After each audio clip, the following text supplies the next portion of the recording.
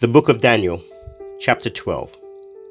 At that time, Michael, the great prince who protects your people, will arise. There will be a time of distress such as has not happened from the beginning of nations until then. But at that time, your people, everyone whose name is found written in the book, will be delivered. Multitudes who sleep in the dust of the earth will awake, some to everlasting life, others to shame and everlasting contempt. Those who are wise will shine like the brightness of the heavens, and those who lead many to righteousness like the stars forever and ever. But you, Daniel, roll up and seal the words of the scroll until the time of the end. Many will go here and there to increase knowledge.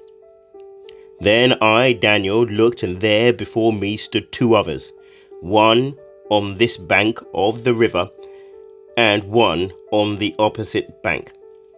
One of them said to the man clothed in linen, who was above the waters of the river, "How long will it be before these astonishing things are fulfilled?" The man clothed in linen, who was above the waters of the river, lifted his right hand and his left hand towards heaven.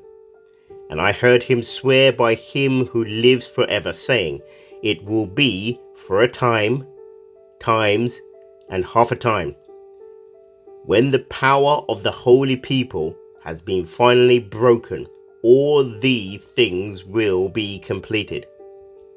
I heard, but I did not understand. So I asked, "My Lord, what will the outcome of all this be?" He replied, "Go your way, Daniel, because the words are rolled up and sealed until the time of the end. Many will be purified, made spotless and refined, but the wicked will continue to be wicked.